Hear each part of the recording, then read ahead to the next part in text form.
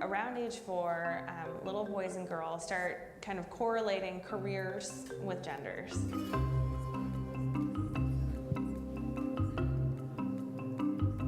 There could definitely be a lot more role models out there. We just haven't heard about them. I want to do something for a living. Yeah, I have a life. I have careers. I think for young girls in particular, the opportunity is phenomenal. Being an entrepreneur is one of the most exciting things in the world. The opportunity to take your vision and make it a reality.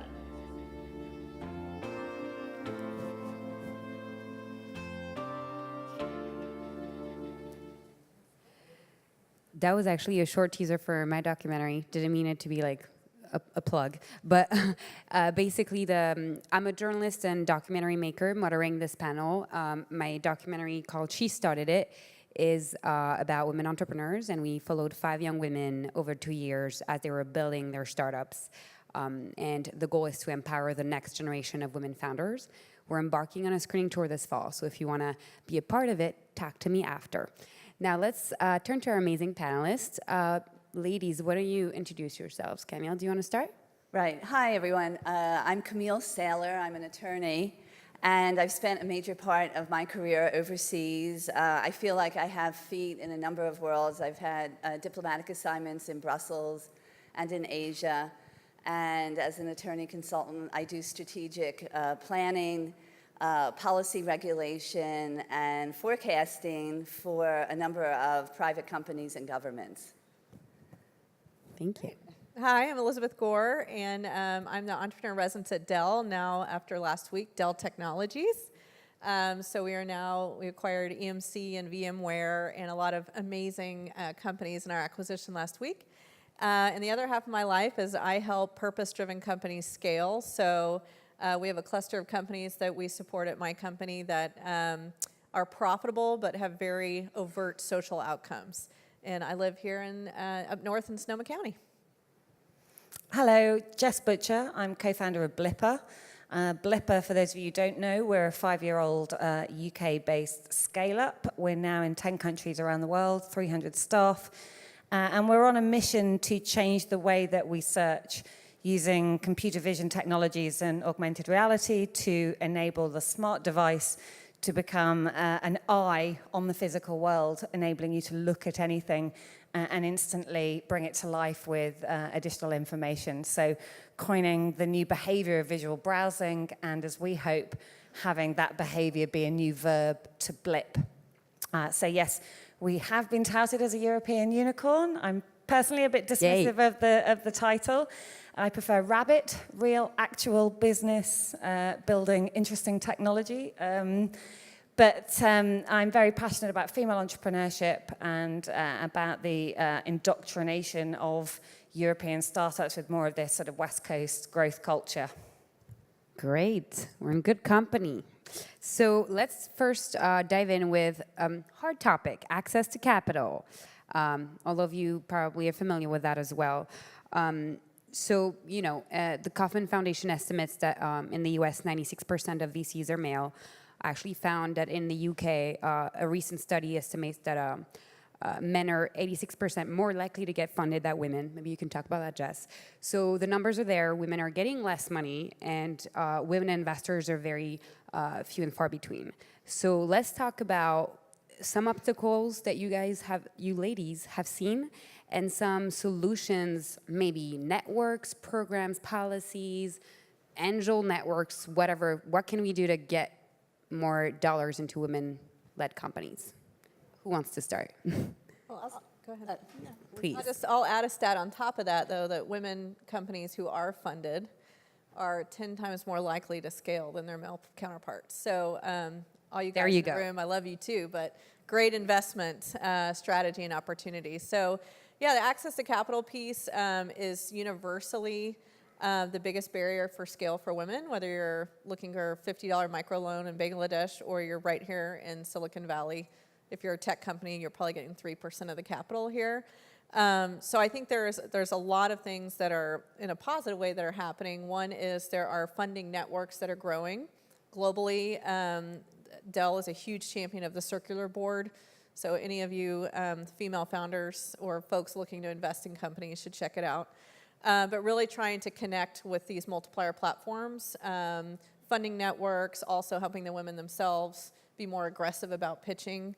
And then I actually am not, I don't think VC is the only thing in the world. So here in the US and the equivalent in a lot of countries looking across EMEA, there are the equivalent of our Small Business Administration, so SBA loans. So a whole different way of looking at capital. And then I'm really excited about crowdfunding. I know it's different rules in different countries, but women are actually getting almost 65% of crowdfunding right now. So a lot of good opportunities there.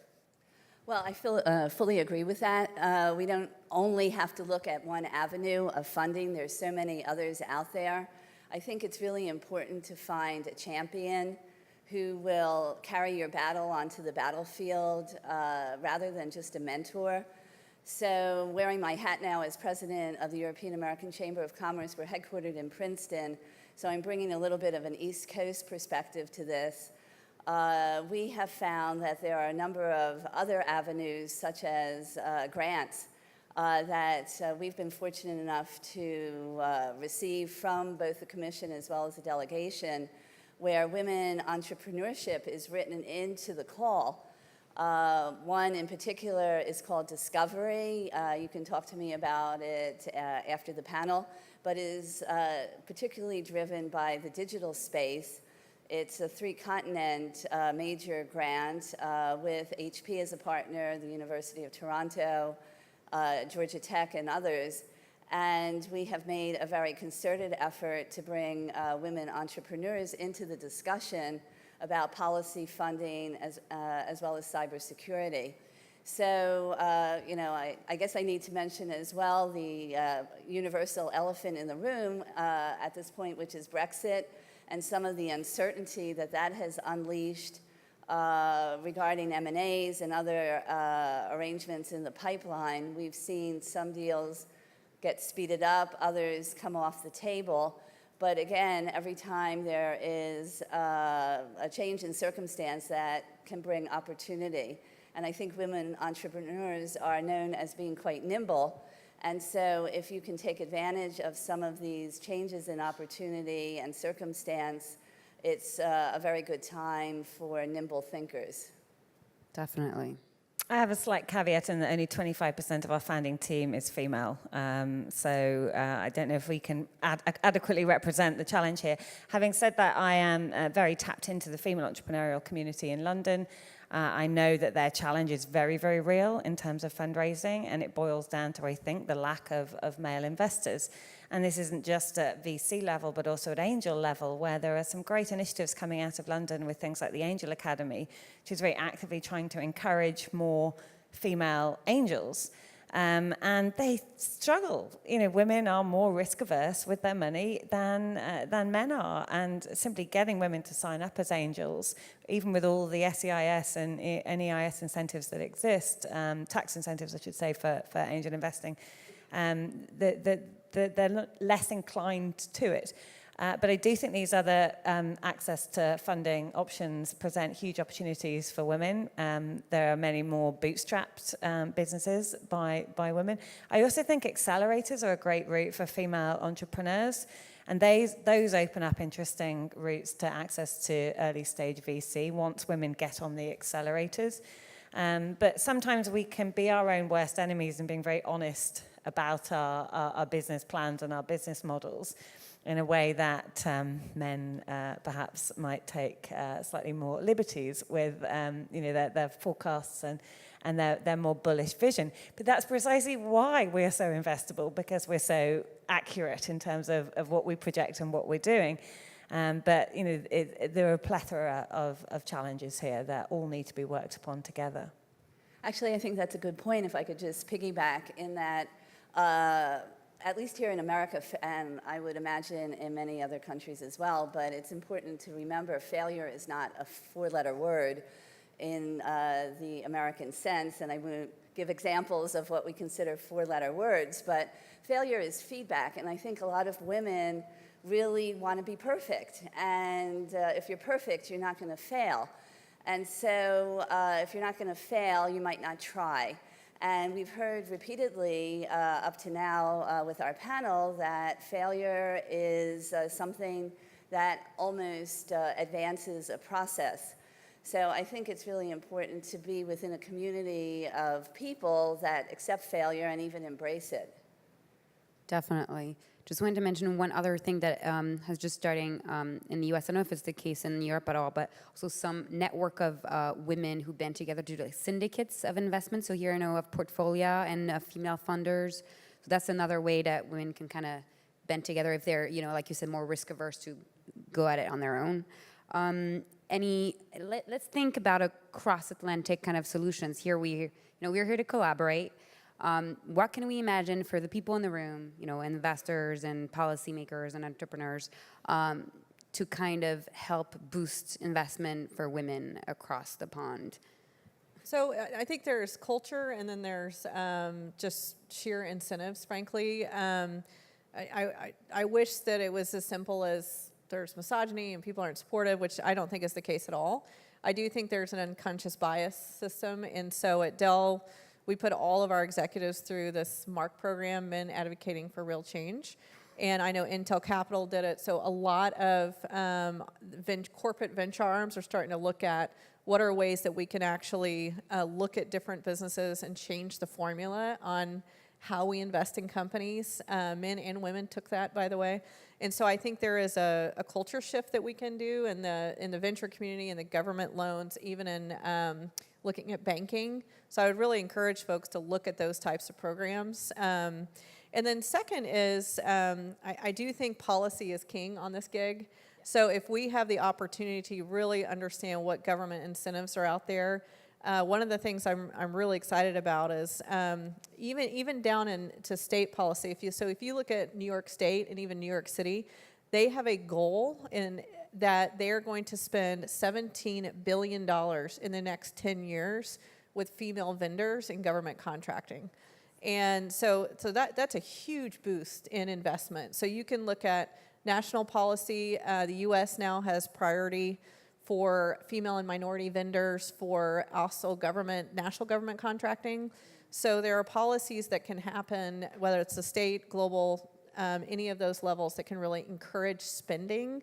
So it's not just about investment, it can also be about spend, who's your customer base. And I think the culture piece is real. And so those are two opportunities I think folks can really think about. Great. Actually, I didn't know about that, the grant thing. That's actually an important point, I think, for both American companies as well as European companies looking to America. Many Americans, when they go to Europe, focus on the union part of European Union, not realizing that the member states have devolved powers, which are quite potent and significant. Just like here in the United States, we do have federal overarching policies, but also policies that even go down to very small local levels, depending on the public purpose. So do your homework and find out where these incentives are, because many times these programs go underutilized because people don't know about them. And Nora, you had mentioned women's syndicates. It reminds me of what happens in Asia. There's always the philosophical difference of rice versus wheat ways of operating a business. Syndicates of women in Asia pooling their money together for a common purpose have been around for hundreds of years, if not thousands. Whereas here in America, or maybe some of the other Western countries, we're thought of as having a wheat mentality, which is much more individualistic. So both of them have a place in entrepreneurship. You just have to read the culture, read the philosophy, and then take advantage of which one is most useful. Definitely. Let's move on to our next big topic. So you see, we're trying to work out every little thing. So when you leave, you know exactly what to do for the next 10 years. So now growth, which is another big hurdle for women. How do we get women to scale their businesses? Not rather just start, but get to the next level. So I wanted to start with Jessica. If you want to just talk a little bit about your experience growing Blippar and your own family at the same time. Yeah, I'm really pleased that there's this increased impetus in the UK now on scale up as opposed to startup. I think we've been as a country very sort of proud of our startup culture, but haven't firmly invested in how to take businesses to the next level. There are a lot of initiatives now around this. There are a lot of workshops and groups that startups can join that talk you through those very peculiar challenges that happen when you move into what I call the spotty teenager phase, where you're not all sat around a table listening to what's going on, but you need to start putting in place HR processes. You need to internationalize. You need your professional service providers. And critically, you need to learn as a founder, to step back a little bit and relinquish some of that power. And there are a number of different things that can help there. One is formal advice from networks that are pulled together to enable the right sort of mentoring and advice on each of those different subject matters, because you can identify 5 or 6 really big areas where those who've been there, done that, can impart incredibly salient advice at the moment that you most need it. And then the second is more sort of personal skills that you need to develop. And those, I think, come from building informal networking relationships with other mentors that have been there, done that, male and female. And I've benefited hugely from female networks that I've joined in the UK that have been pioneered by government and by a number of different things. Sherry Kutu in London is awesome at just pulling together the right people. And I've been fortunate enough to come over to Silicon Valley with groups of female entrepreneurs twice now to actually learn from the best over here. So doing the tour and meeting Cheryl at Facebook and going to Google Campus, going to Uber, which we did a couple of months ago, and really talking to women about the culture here, but also understanding the pain processes that those businesses went through to scale in that way, which is awesome. But some founders can take a business to scale up and some can't. And I think that's important. And my own personal experience was that having 2 children really helped me to be able to do that. I did that. They were my second and third babies after the business. But they came at very formative times for me personally, because I had to learn the powers of delegation at a time when I was perhaps least reluctant to hand over the reins of my fledgling baby business.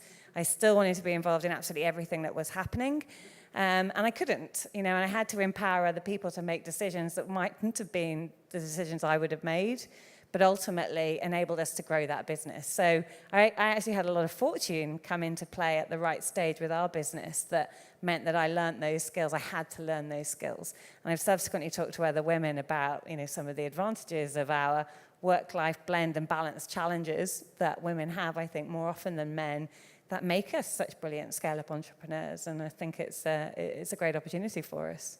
If we could learn how to delegate our 2-year-olds and 5-year-olds, that would be even better, I think, on that side. So the one thing I was going to mention is for everyone in the room, a very tangible thing you can do really in the next 2 weeks is think about, so I believe in betting on the best, not just I'm going to pick a woman-owned company because it's the right thing to do.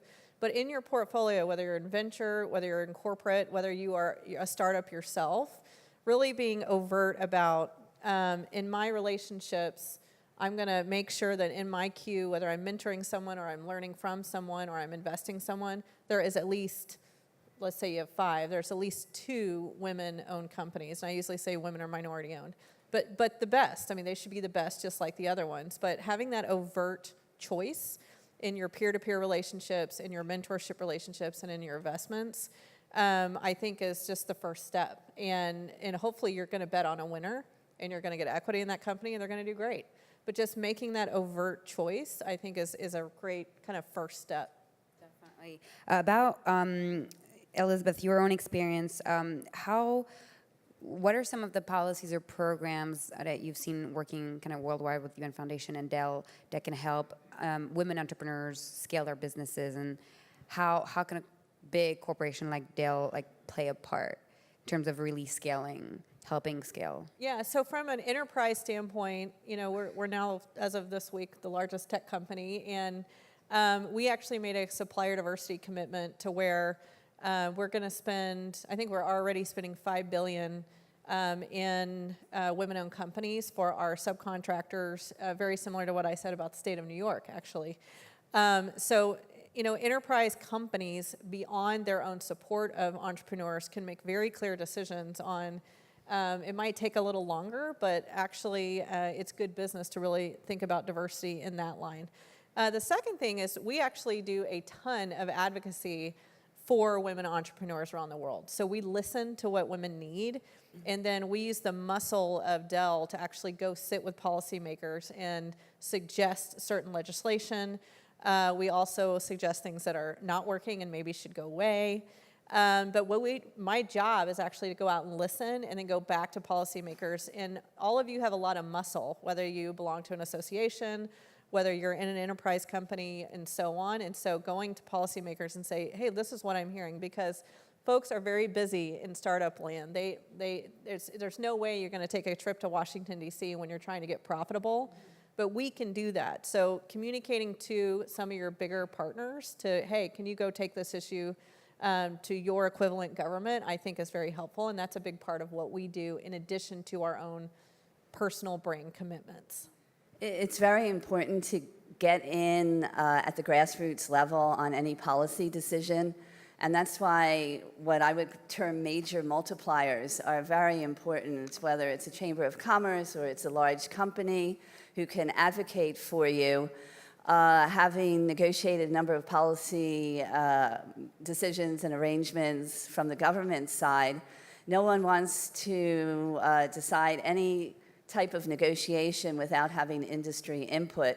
And that's why, as you now know, or probably knew before you came, you have a lot of power in Washington or your home capitals to make your views known. And School of Hard Knocks, if you're graduating from that school summa cum laude, that is actual trench warfare experience that is very useful to inform particular policy. So the industry voice is critical. One other point I'd like to mention is invest in yourselves. I've read so many statistics that while Europe and the US are almost at parity in terms of the investment being made as a percent of GDP, only the Nordic countries, minus Norway plus Germany, are even at the halfway point of how much money is being invested by the private sector in the US. So without an investment in your business and that kind of confidence, I think it's going to be very difficult to compete. Can I say one thing about Europe that's way ahead of the US for startups and entrepreneurs is actually family leave. We just did a big study that showed that parental leave if you don't have it, it's a huge barrier to the startup community. So young people having families, male or female, having children, or elder care. A lot of folks are actually taking care of aging parents, and if you're not working for a big corporation, you don't get time off to go do this type of stuff. So if there are government incentives or support systems for folks to take that 3 weeks, 6 weeks, 8 weeks for elder care or children's care, and then also affordable child care, it's really important. And most of the countries in the EU are way ahead of the US on this, and there's something that the US really needs to learn and get behind, Canada being number one, actually, outside of the EU. If you look at their policies, they're incredible, and it's really benefiting, actually, the startup community. So there are policies that maybe aren't overt in your mind that affect the startup community, like affordable children's care, like family leave, and so on, but those things absolutely affect these communities. So you can also kind of look at other things that you might be advocating for that you don't even know ties back. And I think actually the U.S. has a lot to learn from Europe on some of these more social issues. Yeah, that's interesting. It might be controversial, but I know a lot of entrepreneurs in Europe that says that basically an employment benefit allowed them to start their own companies, because they're like, well, now I'm not working, and for the next couple of months I am funded to build my business. So yeah, there's a lot of stuff you can do. 2/3 of women in corporate, in the corporate world, want to start their own businesses in the next 3 years.